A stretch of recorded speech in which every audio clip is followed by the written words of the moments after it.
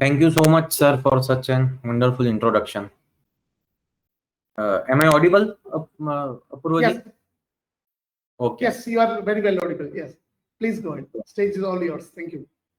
Thank you so much. So GST, yeah. So GST was introduced in 2017, July 17.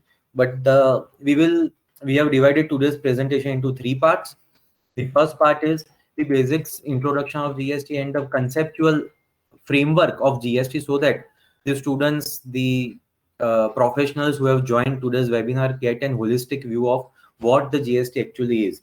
Because on a lighter way, when the GST law was supposed to be introduced, one term was coined. That full form of GST is Gabbar Singh tax, which was coined by the opposition, and the current government said that it will be good and simple tax. So over the course of this presentation, we will see whether it's a Gabbar Singh tax or whether it is good and simple tax. We will start with the presentation I guess we will be having a Q&A session post the presentation is over. So members and participants are requested to kindly note down their questions and do remember to ask me post the session. We will be having a sufficient time for asking the same. So, and I will again, before I start the presentation, I would like to thank and appreciate AdopMe and Graduate School of Management Studies. They have been doing some incredible, phenomenal work, and many congratulations to them. Let's start with the presentations. Can we have the next slide, please? Yeah. So, GST has been one of the biggest indirect tax reform in India. What was there before GST came? Before GST came, there were several levies and taxes across the various states of the country. So, say for example, I give you a simple example that this pencil, I have this pencil. This pencil used to be taxed separately in Maharashtra, in Gujarat, in Delhi, or in Calcutta. Like the VAT on this pencil was 5% in Gujarat, 15% in Calcutta, and 28% probably in Tamil Nadu, just as an example. So same product was taxed separately across the country, and that was wrong, because India is one country, and how can a same product be taxed at a different rate in different states? However, due to innumerable different legislations and taxes that was happening, so when the GST was introduced, it was introduced with an idea that we will have a single tax across the country. Government's revenue increased multifold after the GST was introduced, because as it was very difficult to govern all the different taxes, different states in different mechanism, different compliance procedures. It was very difficult, and the rampant corruption which was there in India. Post GST, everything was made digital, and because everything was made digitally accessible, the things become very easy for the government. And as the participants would be reading newspaper, the collections of GST are increasing multifold. Year on year, the collections are going up, in a very crazy manner. So this is what the basic benefits of GST were. Before, what was the scenario before the GST was introduced? So before 1st July 2017, there was service tax, VAT, excise duty, and several other taxes. We'll be seeing it in the subsequent slides. And all those taxes got subsumed into GST. After 2017, everything was to be taxed only at one tax, which was GST, and at a single rate. There are different rates, which we'll be seeing during the course of our presentation. There are a few exceptions also. Like everyone here in this webinar would be seeing that petrol, diesel, the prices are skyrocketing. One of the reason is it is still not in the GST. The petrol, diesel, crude oil, natural gas are still outside the GST. Alcohol is still outside of the purview of the GST. It will take some time for government to include them.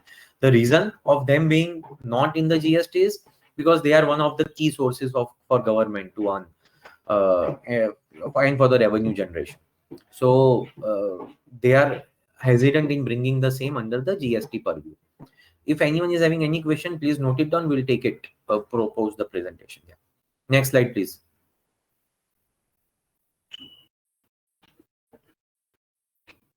So what is GST? So GST says that GST is the future of India and a stepping stone for economic success. Every country which has implemented GST has succeeded, may it be UK, may it be Malaysia or Indonesia. After the introduction of GST, may it be Australia or Canada. once GST has been introduced in the respective countries, they have flourished in a great way. Yeah, next slide. So let's start with the background of GST. So first thing, the keynote of our PM Modi, whose birthday was there and entire country was celebrating, he said that the gift which he has given to country is GST, which was crucial for ending tax terrorism, beside reducing the corruption and black money, which was end while making consumer the king. PM Modi also said that this will help transform the economy and bring transparency. And finally, they will achieve the notion of one country, one tax. We'll see how much it has been achieved. But this is what the concept was. So, by this diagram, it would be visible that earlier there were central taxes and there were so many taxes: excise duty, service tax, sales tax, entry tax, entertainment tax, electricity duty, luxury tax, VAT, state levies. All this got subsumed into GST. And there are three types of GST: CGST, SGST, and IGST. There is single tax, single administration, and everything is computerized, as we discussed. So this is what the crux and the base of GST is. We go to the next slide, wherein we will see each type, what are the types of GST, that we'll see in the subsequent slide. So there are three GST as discussed: CGST, SGST, and IGST. When there can be only two possibilities of any transaction, say within India, any transaction, there can be two possibilities. One is whether it is intrastate. So for example, the buyer and the seller both are situated in Gujarat, then that is considered to be intrastate. Or it can be interstate. So either buyer or seller is situated in Gujarat and the other party is situated out of Gujarat, say Maharashtra, Kolkata, or Delhi, wherever. So there cannot be any third position. There can be import export. We'll be dealing the same later on. So when a transaction happens within the same state, so in our case, say Gujarat, Mr. Apurva is selling a particular service to, say, me, CA Arjun, in Gujarat. Then the buyer is in Gujarat, that is me. Seller Apurva is in Gujarat. So as the transaction is happening intrastate, it is happening, within the same state, it is C and SGST will be applicable. And it's a thumb rule. Whatever the rate is prescribed for a particular product, like for example, this pencil is taxed at 18% in GST, then it will be equally divided between CGST and SGST. So 9% would be CGST, 9% would be SGST. So practically, we are going to discuss more practical aspects, correct, in today's webinar. So practically, why this thing? Why C and SGST? So reason is that before the GST was introduced, all the revenues which was generated by a particular state was taken away by that state entirely. So all the VAT, state levies, municipal taxes were taken by the state. Nothing was shared with the center. And service tax, excise was taken by the center. Nothing was shared with the state. Now state and center has come together, and because they have come together, and to facilitate state, when a transaction happens within a same state, 50% will be taken by the center, 50% will be taken by the state outright. So there is no sharing which will be required later on. Only the transactions which happen from one state to another state, the entire amount will be treated as an integrated GST, which is IGST. And that will be taken by the center, and then they will share a particular percentage of revenue with the respective state. So to repeat once again, because this is the base upon which the entire law has been framed. So the basic is that any transaction which happens from within Gujarat, within Maharashtra, within Madhya Pradesh, C and SGST will be applicable. May it be purchase of goods, services, or capital goods, anything. Any transaction within the same state, C and SGST. From one state to another state, IGST. Correct. We go to the next slide. As SGST or state GST is collected by the state government, CGST or central GST is collected by the central government, and IGST or integrated GST is to be collected by the central government. So I guess this is clear as we discussed. This is an interesting figure, image which I got, that this is the scenario of pre and post GST government revenue. As you can see, this small, cute little bird. This is what was the government's revenue before the GST was introduced. You all can just Google it up and check it. What was the government's revenue from indirect taxation So in total, indirect taxation will include in total of 10 taxes, like excise, VAT, sales tax, municipality tax, luxury tax. So many taxes were there. Okay. Octroi. All those kept together was this small bird. And now post GST, government revenue has just scaled up to the level of this big bird, and the revenue is currently started at 75-80,000 crore a month. Last year it was 1 lakh crore. Even the time of COVID, current year the highest has been 1.4-1.5 lakh crore, and they are aiming to be having 2 lakh crore a month by April 22. So it's not far. And so 24-25 lakh crores of revenue government will be having only and only from this GST thing. So this is what an image was, just so that you guys can see.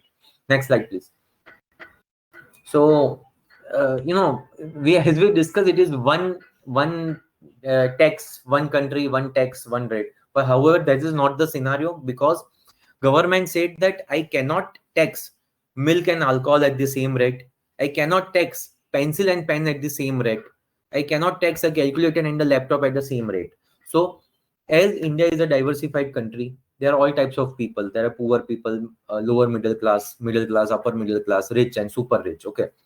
So as the society is divided into several stratas of people, similarly the GST rates have also been divided into various percentages based on the logic. Like we start with the basic necessities like wheat, milk. There is no tax, zero on the basic necessities. Then rough diamonds, it's 0.25. Now someone will ask, rough diamond is luxury, why 0.25? So reason is that as per the history and statistics, 97% of the diamonds manufactured in India are exported. 97%. So never in the history the diamonds have been taxed. The diamond industry was outside VAT, excise, all type of taxes till GST was introduced. Still government came up with because 97% is exported. So anyways, there is no taxes on 97% of the exports. So still government made 0.25% tax on rough diamonds because they want to keep a track of it, whether all the transactions are recorded, and they can use this data in income tax and other places. So they have introduced this notional rate of 0.25 on rough diamond. Now as gold and silver are very high value transactions, so they have kept the rate of 3%, that even 3% on a gold jewelry will be a very, very substantial amount. So gold and silver is taxed at 3%. Then all other products, like there are like crores of products which are products and services in a 130 crore population country. All these products and services are divided between 5, 12, 18 and 28. For illustration, all the services like Adopt means providing educational services. So all the services are covered in the 18% slab. There are few medicines which like life-saving medicines, they are covered in 5%. Few medicines which are not life-saving, which are like say a paracetamol or a antacid, that is covered under 12%, which is like in day-to-day requirement but not life-saving.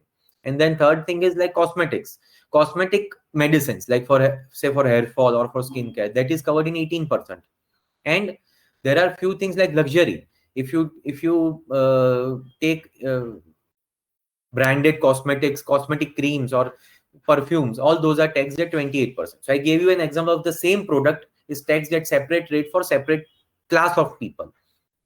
Cars are taxed from 18%, 28%, and also cess is applicable on that based on the value of the car and based on the luxury segment it is representing.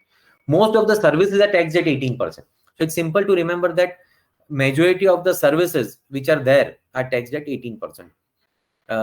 Then there are various product, and I can take a separate session altogether on which product is taxed at what rate. But this is just to give you a bird's eye view that these types of rates are there. All the rates we have more or less covered. Next slide, please. So this, why there has been such a big hue and cry about GST, and the entire country is speaking about GST. So let's see what are the salient features of the GST law.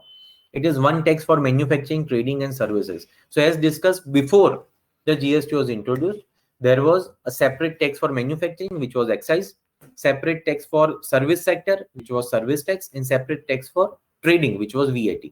Now all those things have been subsumed and there is only one rate, which is GST. There is no duplication, cascading effect. Earlier, excise, VAT, service tax, all the three were applicable on certain products. However, there is duplication of taxes. There is no such scenario. Inverted duty structure resolved to great extent. What is this? So in any business, there are certain products which you buy. There is a particular rate applicable, say 18%, and then there is your output. Say for example, I give this role pencil. Let's take the same example. There is wood is used in this pencil. Assume the wood is taxed at 28%. So when I buy the wood, I am paying 28% to buy this wood. Now I am making pencil out of this, and pencil is taxed at 18%. So I have paid 28% on the raw material, and on my finished product, I am paying only 18%. So जो 10% बाकी का रहा उसका क्या? What about that? That is stuck under the erstwhile law of excise and VAT. वो पैसा अटक जाता था. That was not, getting refunded to the assessee. Now under GST inverted duty structure, the assessee can get an easy refund. It's very easy to get refund for this thing. It's covered in the section 54 of that. Government has more revenue, multiple registrations. Now every state only one registration is required. So how many states you are present, that many registrations are required. Different points of taxation, online matching of invoices. So everything is online. So now even you can check whether your vendor has paid GST or not. Your customer can check whether you have paid GST or not online. There is no dilemma of goods versus services. There is a common national market and uniformity across all the states now. Yeah. Next slide. So, what is this? This is a big number. 1,23,89,526. This is the number of total GST registrations in the country as on 31st March 2021. So, in 130 crore nation, less than 1% people are registered in GST. 1% comes to 1.3 crore in 130 crore country. So just imagine the potential. Today's session is on how to get practical knowledge on GST to have a career in GST or to start a career in GST. So just imagine only 1% of the people are registered in GST, and just before few slides, I discussed the revenue which the government is having from GST. It is to the tune of 1.5 lakh crore a month. So 1.5 lakh crore government is earning only by 1% of the population getting registered in GST. Only 1%. Just imagine if this 1% just becomes 2%. Here the number would be 2.5 crores. And I, being a GST consultant, I can vouch that there is tremendous work. Even this 1.23 crore, they are searching for good GST consultants and good GST advisors. So once it becomes 2.5 crores, it will, because the law is new, and more and more people, the millennials, the generations like us who are attending this seminars, they don't want any stress. They want to get themselves registered and tax compliant. So there will be tremendous and humongous opportunity which will be there going forward for the GST field. So this is the number crucial, that these are the only GST registered people in India. Yeah. Next slide, please. Now GST लगता किस पे? Like as we discussed, the excise duty was applicable on manufacturing, service tax was applicable on service provision, and VAT was applicable on trading of goods. GST is applicable on only one technical term, which is supply. I will not be too much technical here today, but to make it simple, supply is the word on which GST is applicable. They have given a very exclusive definition. Supply includes certain things, supply excludes certain things. So supply includes everything. So it's such an exhaustive definition that any trading, manufacturing, services, any import of goods or services are covered under supply definition. This point 1 and 2. Then they are specified that there can be few services which cannot be treated as a good service or manufacturing. Then they have deemed that activities which are to be deemed to be supply. So भले आपको लगता है कि supply नहीं हो सकता, but the government says we are saying आपको इसको supply आपको गिनना है. And then there is a schedule 1 which is given, which are like various specific category of services which needs to be considered to be supply. Now they are excluded. So excluded means exemptions. They have excluded certain category of services under schedule 3, which is not to be considered as a supply. They are given specific exclusions. We'll go to the same in the subsequent slides. Next slide. So now supply can be for consideration or without consideration. Like the speakers like us, we have came here today to deliver a lecture without any consideration. So this is a supply wherein there is no consideration. So they have said that there can be certain activities जहाँ पे कोई भी consideration नहीं होगा. Even then GST is payable under section 7(1) subsection C. Why? Because there can be some benefit which you might be getting in return. So there are activities specified कि जिसमें consideration नहीं होगा, even then GST is payable. Okay. Then if we going, then the normal activities like free में तो generally कोई काम नहीं करता, so normal activities are with consideration. So all forms of supply of goods and services, import of services, import of goods, all this is covered in with consideration. So any normal transaction, business transaction you do, it is covered under section 7(1) A and B. Just for the technical knowledge. Yeah. Next slide, please.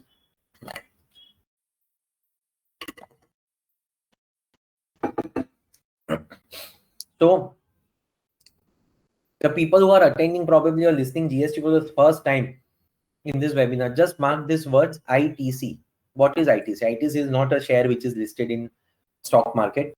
It's one of the most famous share in stock market nowadays. People are trading a lot.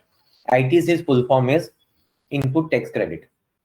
Input tax credit means what? Input tax credit is the heart of GST. GST is successful today only and only because of this concept of ITC, which is input tax credit. And the consultants like us are also doing very well because of this concept of input tax credit, which is ITC. And this is the future. If the collection of GST is going to skyrocket, it will only be because of the concept of ITC. So what is ITC? We take again, for the sake of simplicity, same example of this pencil. Say this pencil cost 10 rupees to make. So the wood and the lead, say 5 rupees is of the wood, 5 rupees is of this color and the lead which has been, which has been put in this pencil. 5 rupees of the wood and 2 rupees is for this lead, and 3 rupees is my profit. So when I purchase this wood, I just gave you this example few slides back. I am paying GST to the vendor for this goods. So what is that? That is my input GST. And 10 rupees is the price of this pencil. So whatever GST I will be paying on this 10 rupees is my output GST. So let's take this figure. For example, 10 rupees ka pencil is on 10 rupees. I am supposed to pay 18%, that is 1.8 rupees. So this 1.8 rupees would be my output GST. Okay. Now I have to deduct my input GST. So ये 10 रुपए की pencil बेचने के लिए मैंने क्या क्या खर्चे किए? So I purchased the wood, so that is tax on purchase. I purchased the lead, which is tax on purchase, tax on expense. I incurred some marketing expenses. I incurred some distribution expenses. That is tax on expense. And tax on machine. I would have bought some machine जिसने wood से ये pencil बना दी. So all these taxes which I have already paid to my vendors to make this pencil come into existence, that is my input GST. So now what will be paid? It will be output minus input. The balance will have to be paid. That is the balance ITC. It is as simple as, there are like hundreds of pages to explain this concept in the law. I have tried to bring it down to simple into one slide.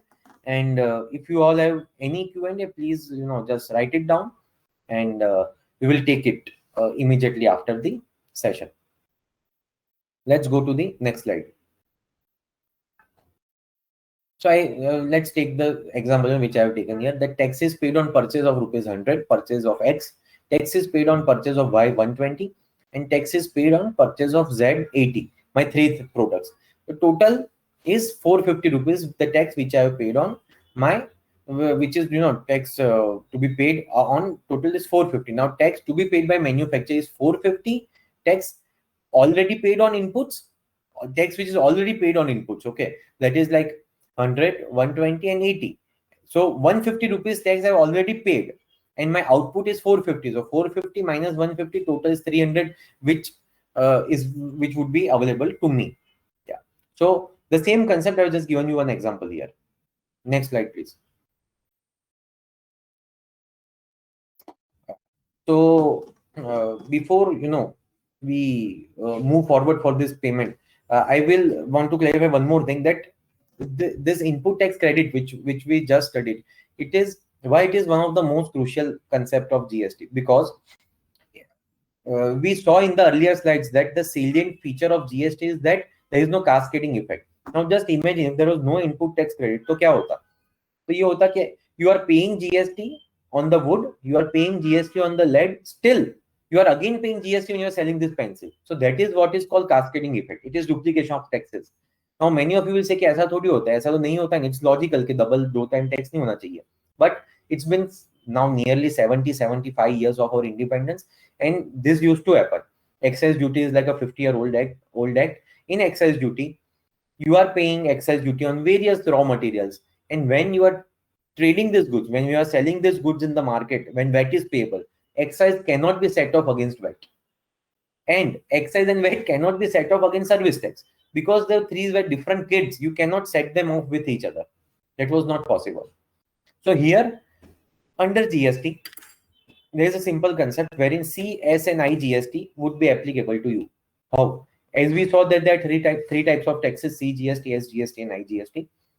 When you make a purchase, there can be only two possibilities. We just saw whether it can be intrastate or interstate. When you are buying intrastate, आप within the same state buy कर रहे हो, कोई भी आपके vendor से, तो credit would be C and S GST would be your credit. And when you are buying from interstate, आप कहीं बाहर के state से buy कर रहे हो, then the credit will be IGST. Clear? I guess no confusion here till now. Now you have an option to sell this product within the state also and outside the state also. If you sell this product within the same state, C and S GST will be applicable. Now, irrespective of you being purchasing the product within the same state or outside the same state, आपको वो पूरा का पूरा set of मिल जाएगा जब आप same state में cell करोगे. And when you are selling it to a different state, your output GST would be IGST. And again, you will be able to set off your purchase credits, again, your output GST of IGST. Here, one very, very crucial point is that CGST and SGST can be set off against CGST, SGST, and IGST. IGST can be set off against all the three: IGST, SGST, and CGST. Only C and SGST cannot be set off against each other. So, say for example, आपका balance पड़ा है CGST का और आपको SGST पे करने का है. ऐसा जनरली कभी होता नहीं unless until there is exports and you claim refund claims.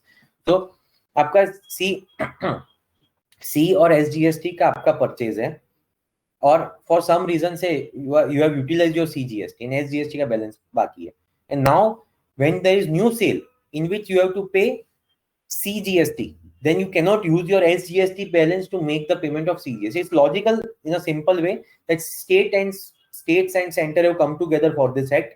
So state revenue is independent, state center's revenue is independent. It doesn't mean there is any loss to the business. जब भी CGST का कोई भी balance payment आएगा, you can use this balance of CGST for making the payment of CGST. I feel it has become a bit technical, so I'll give you again simple example. Every one of you might be using Paytm. Input tax credit is nothing but the Paytm wallet.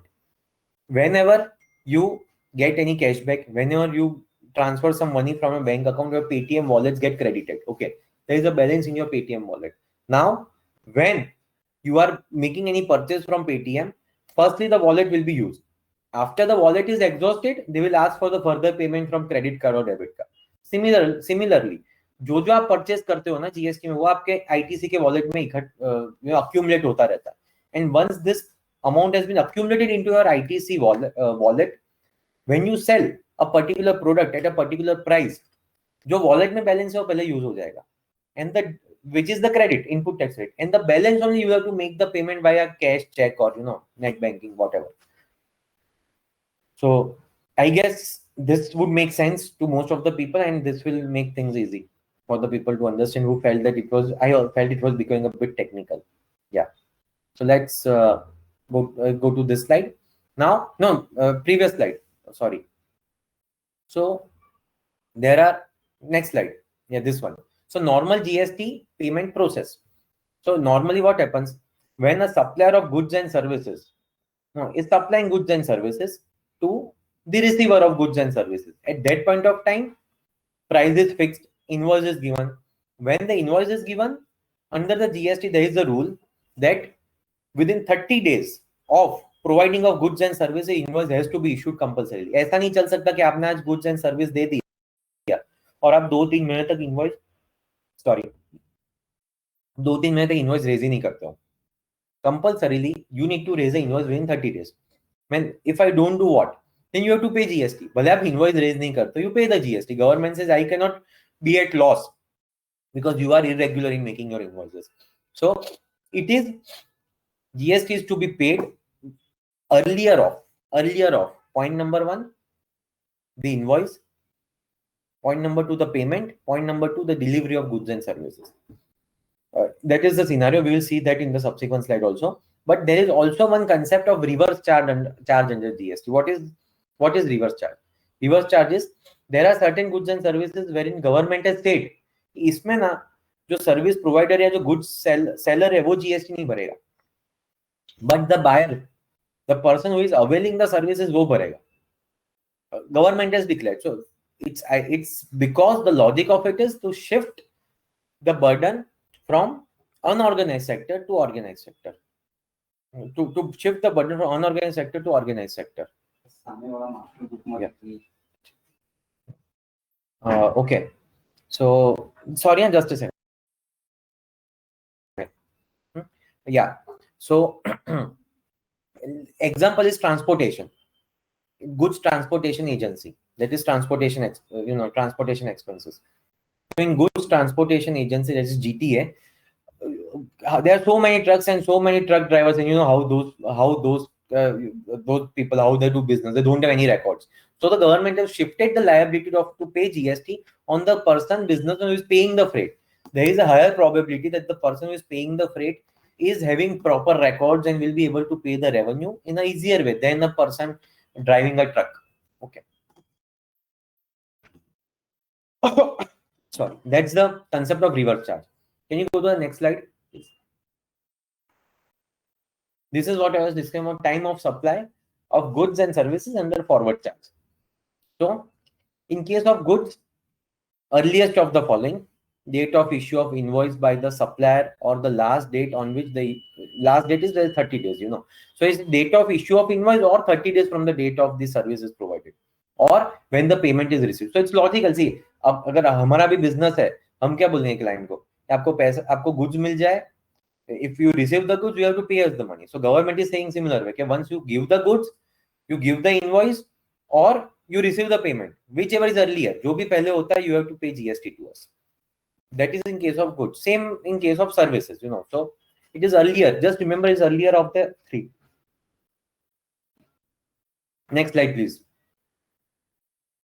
So before we move to the career, I want to also, incorporate 3-4 other important. Can you go to previous slide, please? Yeah. So here, there is always this issue wherein payment is not received.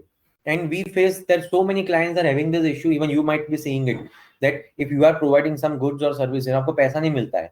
Still, this is the harsh fact of the law.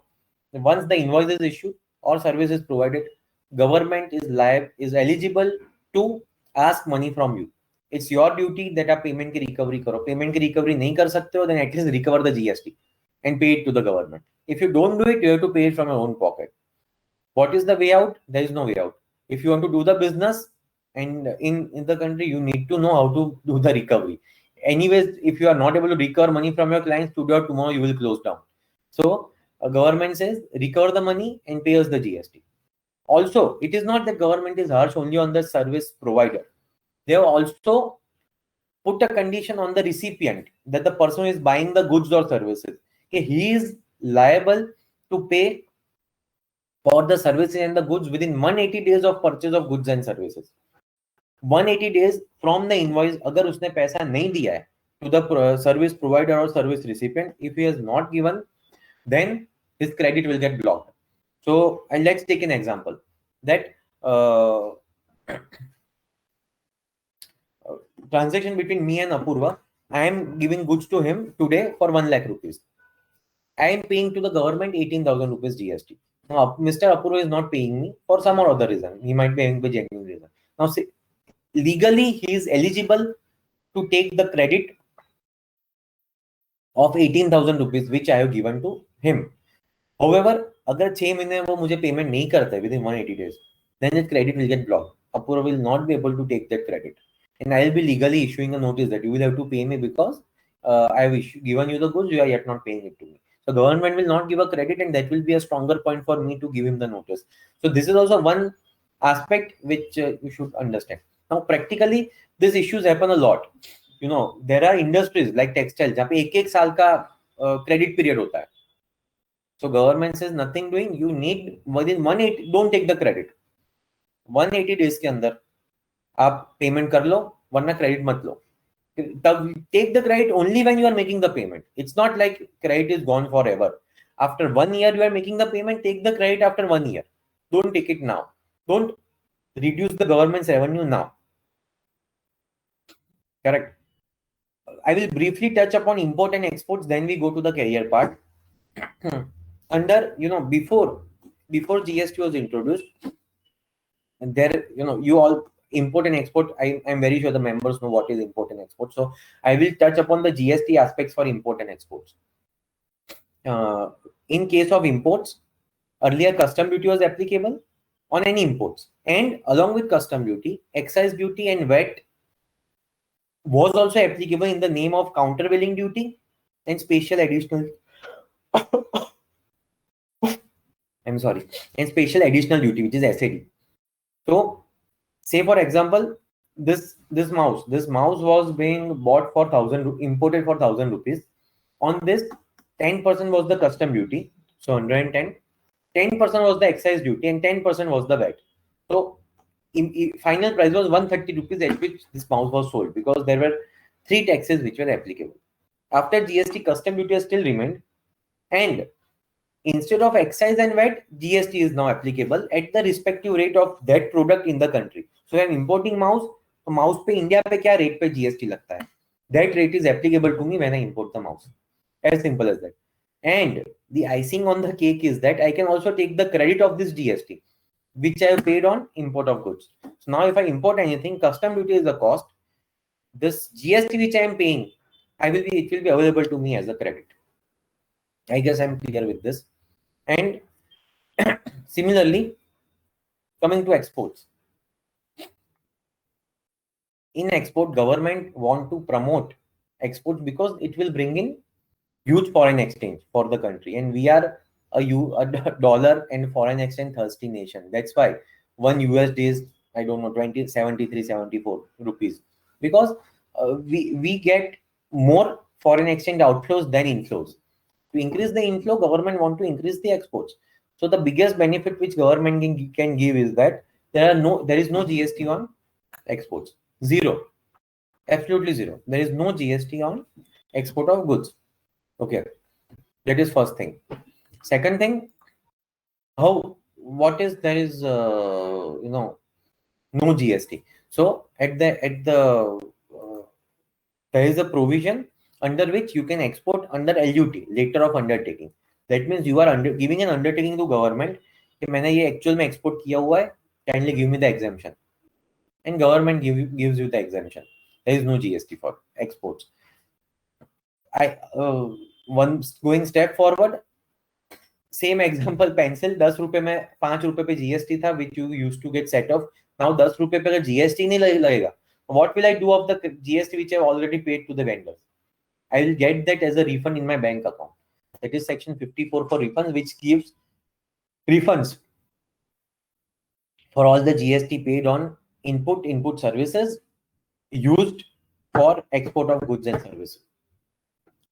I hope everyone is clear till now. We will please note down your questions. And mention in the chat box, in the Q&A section. We will positively take it post the session. I have fairly, touch upon all the crucial aspects. Now, how can all these aspects be used in our career? So next slide, please. So the basic thing is accountant. Any accountant nowadays need the knowledge of GST, because GST is the most important and prominent tax of the country. Without GST, no accountant can be of any use. Purchase and sales manager in a corporate. Any corporate requires a knowledgeable purchase and sales manager. So you will be having an edge if you want to do this job in any company, if you know the GST. GST faculty. So any school or colleges, you can become a teacher of GST, because going forward, GST education is gonna be very important, very crucial, as more and more people will want to know for GST. As we just saw that number of 1.23 crores, you remember? Just imagine the potential, imagine the scale which can happen once the amount just becomes double or triple. Itna GST kaun sikhayega? So that there is huge vacancy for GST faculty, and ADOPME is always there, but to the places Adopt.me के ऊपर भी there will be number of courses which will be listed, so you can be a course provider by learning GST like this. The most best job is to be a GST officer. Believe me, there is a huge vacancy for GST, good GST officers, because currently वो custom excise वाले लोग ही GST में आ रहे हैं. Fresh people with fresh knowledge, someone who is an expert in GST, there is a very good opportunity to be working on the other side of the table, and getting and being part of the development and the growth which will be there due to GST. Trainer like us, we are professional trainers, where we train professionals and professional institutes and corporates for GST. And consultancy, which is at the topmost, because consultancy will be required for every business in GST. So just to give you a brief idea, there are numerous opportunities.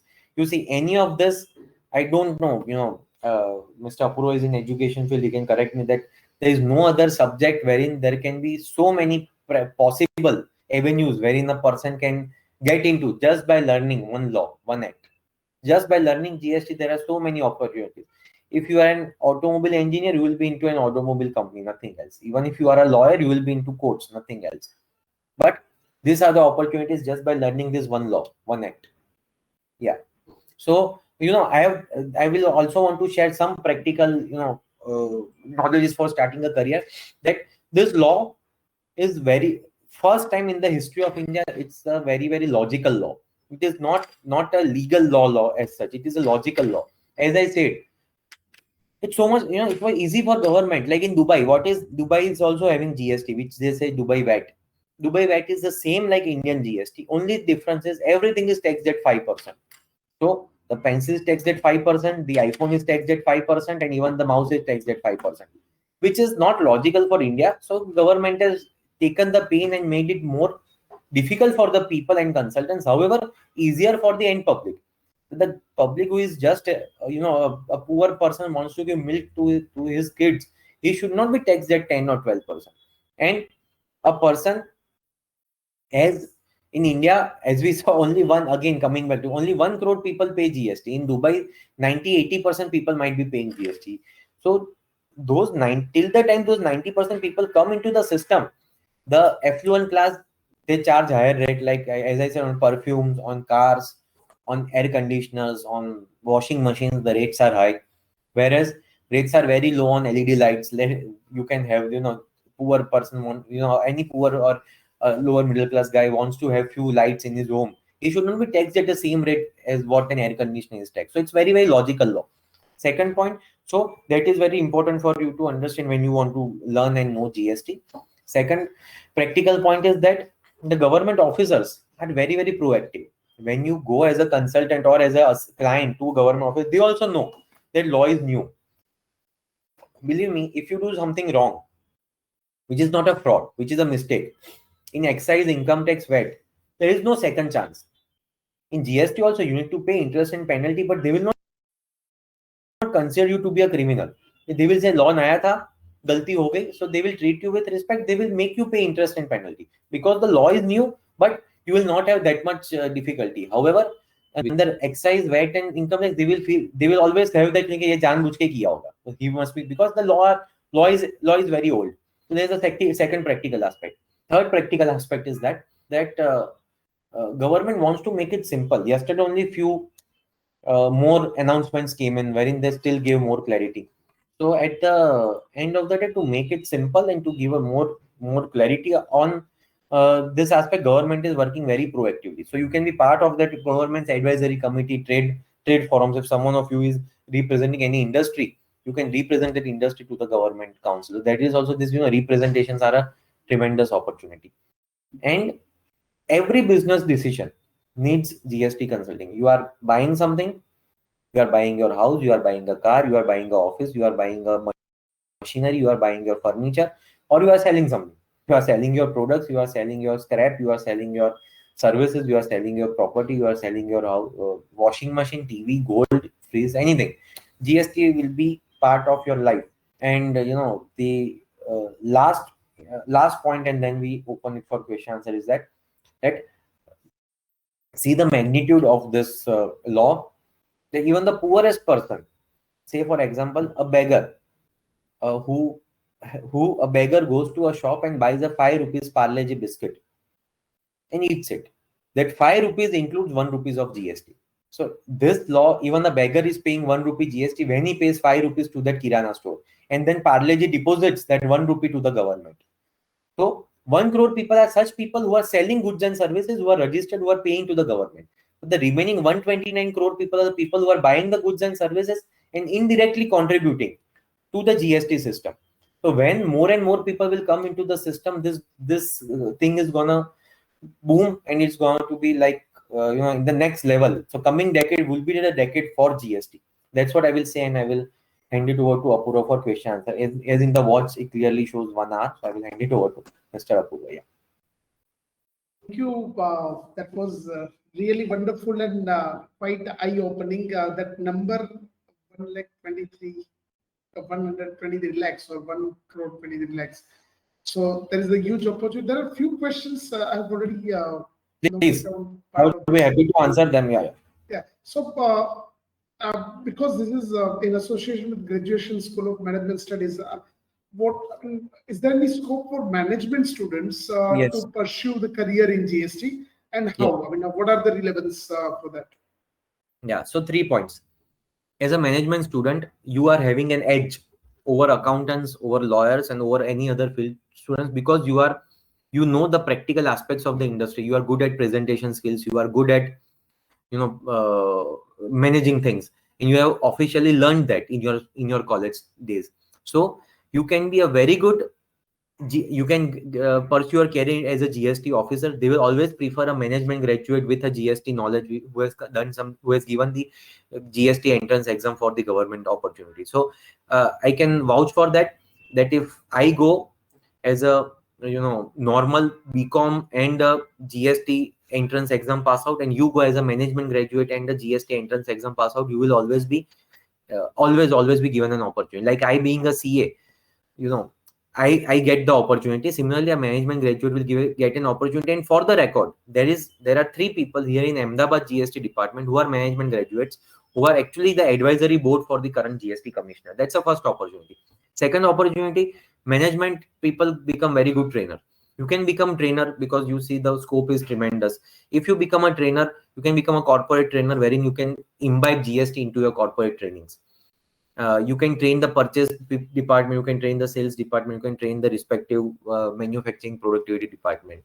And third important point is, as a management graduate, you can become a business consultant, which will also look after the GST aspects of that person. You may not get into nitty-gritties, but if you become a business consultant who knows GST, so you will help that company scale up with your marketing skills, with your manufacturing, production, productivity, and your management skills. Plus, you have the knowledge of GST, which will be an edge, which the other business consultants will not be having. So that will be one of the biggest benefit for you if you want to be a business consultant, management consultant post your management graduation, having the thorough knowledge of GST. There is one good question. Is there any GST practitioner exam, or how do we get entry? How do management students get entry into the field? So the first and the easiest way is, there are some Adopt.me courses for GST, which I have personally designed, which you can have, wherein you can have a very good, working knowledge for GST. We are still working on a few expert courses for Adopt.me. There is no government entrance exams. However, there is a GST practitioner certificate course, but that is only for the people who want to be, who are not, who are not a CA or a lawyer or a management graduate, who is not qualified but want to develop skills into GST, and which is a government of India skill development department has a GST practitioner course, but that is want to practice into GST, into filing of returns, into getting the GST registrations and things get done. So that details also we will that link and details we will share to Mr. Apurva, and we will request you to share with the GTU guys. And going forward, there's lots of material which is available on Adopt.me. There's lots of material which you can learn from online, from Google, and also from your day-to-day newspaper readings. And the GST law itself is very much interesting. If you will develop your liking to that law, then you need to have some mentor, some guide. Like like anyone, like we mentor so many people who will be able to resolve your queries and make you acquainted with the GST law. Yeah. I guess I was able to, answer his question. Yes, of course. Before we go on to the next session, what a speaker just said, we have a few of the modules already online on our portal. Please download the app should you have any interest. There are coupon codes flashed on the screen to uh, respect and celebrate today's webinar. We have included some massive discounts on the modules. There's one good question coming up, which says, you said GST doesn't include fuel. What happens? What will happen if it, and why there is a fuss on the fuel being included under GST? The 100 rupees liter petrol will come down to minimum 60 or 70 rupees, because currently state duplication of taxes is happening in fuel right now, which cannot happen under GST. It cannot happen. Simply, it's not possible under the framework of GST. And government is very, aggressive on bringing GST under the fuel under the GST law. Once the revenue of government increases, currently due to COVID, government has to make huge expenses. However, the revenue was down. They have committed that in the next 2 years they will bring in fuel into the GST, and we can expect 20 to 30% reduction in prices once fuel comes into GST. Reduction will surely happen, because when the FMCG products, when the GST came, most of the FMCG products rates were decreased. Like a simple shampoo or a body wash or a say conditioner or a face wash, 5 to 6 rupees rates were reduced when the GST was introduced, because excise, VAT and service tax duplication was happening. Company wants to sell this product for 40 rupees. After taxes, it was sold for 60 rupees. Now, company wants to sell for 40, जिसमें company का profit आ गया है. Now, because of GST, price remaining 40 constant, 60 के बदले 55, 54 हो गया. So, government had to pass that on to the consumers. The companies had to pass that on to the consumers. There's another good question. I mean, all these GST credits and supply and input tax credit, does it get, I mean, has it got any expiry date? Is the credit? No expiry date of credits. You can use it till the time your business is up and running. The day you close your business, the credit is gone. If you keep your business on for 100 years, the credit will be there for 100 years. It's like your Paytm wallet. Is there any expiry date for Paytm wallet? No. The day you delete the Paytm app, your Paytm wallet is gone. So till the time you have your Paytm account up and running, there is no expiry date of your GST credit. I think we have covered most of the questions. By the time we give a few more minutes for participants to drop some questions, there's time for some polls. I'll display some polls. I'll request participants to kindly participate in these polls so that we can get some good feedback. How would you rate today's webinar? And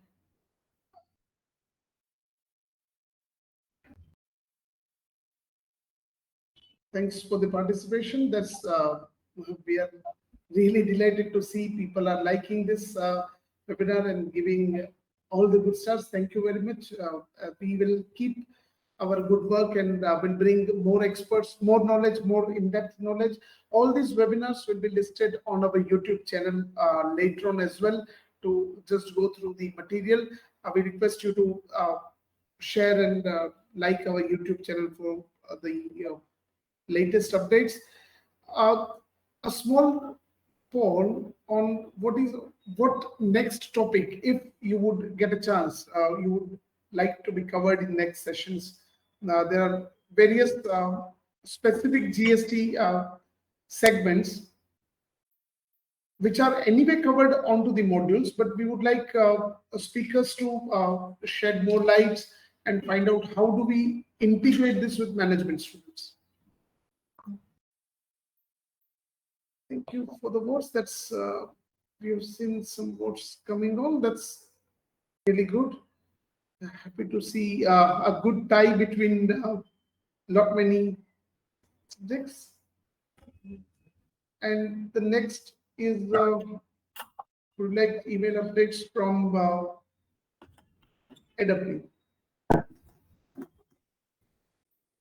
Thank you. I think we have finished. There's no more questions. Just a moment. There's a few. You can, Yes. Apurva, you can share the AdaptMe's mail ID, and if anyone has question, they can mail it to AdaptMe, and we will revert them back. So I can see one question.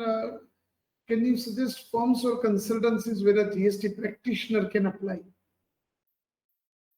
Yeah, so probably, GST practitioner cannot apply in any consultancy. It is like if you have the basic knowledge of GST and if you have completed, then we can, as I have shown in the career path, your avenues are open from being an accountant to being a GST consultant. Any corporate or any government department will also take you if they feel that your knowledge is good. And I already discussed in detail the various avenues which are there.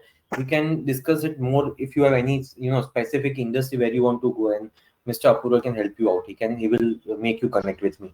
Sure. Yeah. Thank you. So for the participants, please connect us with the social media handles, and we'll be happy to answer all queries should it come later on. There are other modules apart from GST, very interesting modules also on the AdaptMe app. And I would like to hand it over to Anjali to say a word of thanks. Yes, sir. Am I audible? Yes, please go ahead. Yes, sir. Very, very amazing session, full of wonderful insights on GST, sir. The session has truly broadened our knowledge base and was very, very informative. And for this, I would like to thank AdaptMe for organizing this webinar in association with my college, Graduate School of Management Studies, GTU. And very, very special thanks to Arjun, sir, for taking out his precious time and sharing wonderful information on GST. That was very, very helpful, sir. Thank you.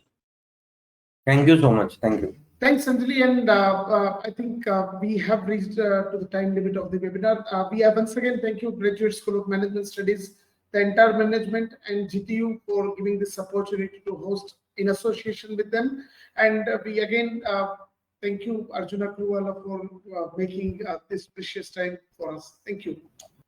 Thank you. Have a good weekend ahead.